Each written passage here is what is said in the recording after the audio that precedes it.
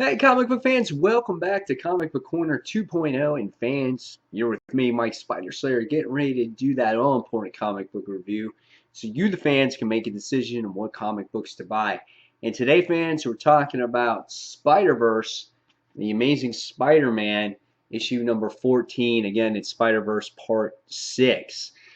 Here on the cover, you get to see Spider-Man and Moreland and all the other spider people doing battle against them. And that's pretty much really what this series has been about. It's been an oversaturation of Spider-Man, a lot of things going on in the particular issues. But I felt like this event has been maybe solid, but not the best event that I've had. And now this is the conclusion here of to this event. So this book is written by Dan Slott, and the art duties are split this time around. It's done by Giuseppe Comicoli and Oliver Capel.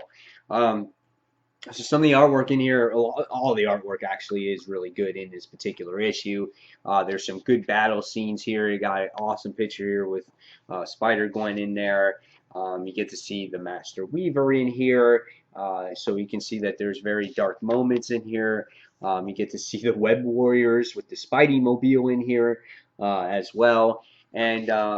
And yeah, so the artwork was really well done. This is a nice page of Karn making his appearance in the actual issue because we haven't seen him since that only really since the beginning of the series started. He comes through with a whole bunch of Spider-Man. So yeah, the issue visually is very well done. What did I think about this? The conclusion to this? What really happened in this particular issue? Well, in this issue, we wind up seeing our Spider-Men. They finally make the jump to Earth 001, and excuse me, they start doing battle against all the other inheritors here. They're stopping the ritual that was about to happen because they have Benji, they have Kane, they have the Silk, and they started doing the ritual. And as the webs were starting to falter, that's when the guys came through and they started doing battle against all these inheritors. And really, honestly, that's all that happens in this issue. It's just this one big battle royale. A couple of key moments that happened in this book is that we get to see Mayday finally serve her justice. We find out that Solus, which was the father of the inheritors, his life force is still alive, and it's inside of this particular crystal. And we find out that May makes a decision not to hold vengeance against him, and she just wants to prove justice. So I thought that was a very key moment in her character, that she is still not going to kill. She's not going to get revenge that way. But what happens is the spider people finally overwhelm the inheritors because they can't clone themselves anymore. The cloning facility has been destroyed. The father's been destroyed. The ritual has been disrupted. And we wind up finding out is that with Karn's help, they wind up sending the inheritors pretty much to Earth 3145, which is the radiated Earth, and that's basically what happens. Spider-Man starts sacrificing himself a little bit so they can survive, and we wind up seeing that instead of sending everybody back to their original times, they're all going to appreciate each other's company. That's basically what happens in the issue.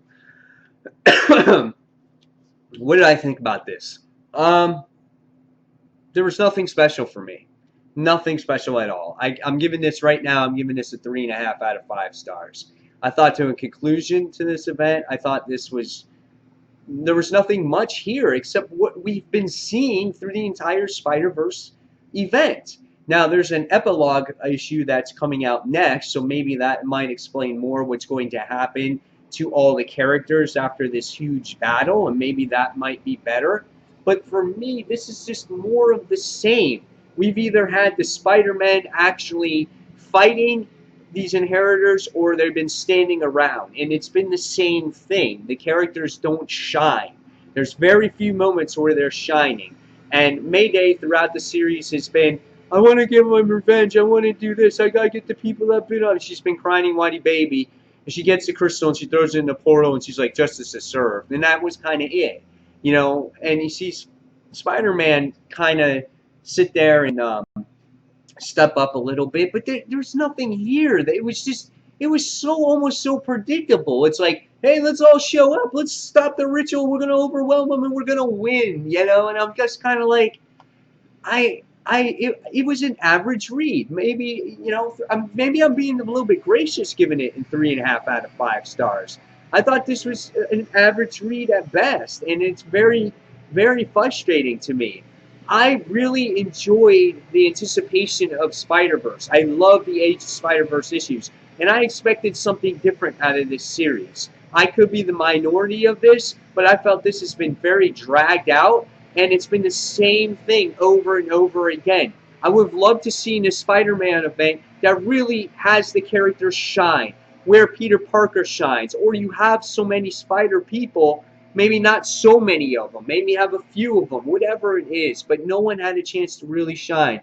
I hated the setting of the story. It just felt like they were all in one place. It just seemed like there was too much going on. So, I'm being very critical on this event as a whole, but I just, even though I felt that at times it was good and it was a decent read, many times there was other times where it was just really frustrating for me. So I think I'm going to stop ranting on, and I think again, 3.5 at best, and I think I'm being gracious for this. There wasn't anything here that blew me out of the water. For this to be like the Amazing Spider-Man event of all time or of 2014, I just didn't feel that it delivered the way that it should have.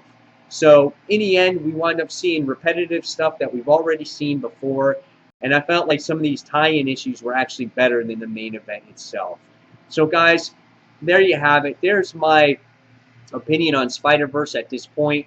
And guys, until the next comic book review, this is Mike Spider Slayer signing off. Thanks for watching Comic Book Corner 2.0. Take care, fans. See you soon. Bye.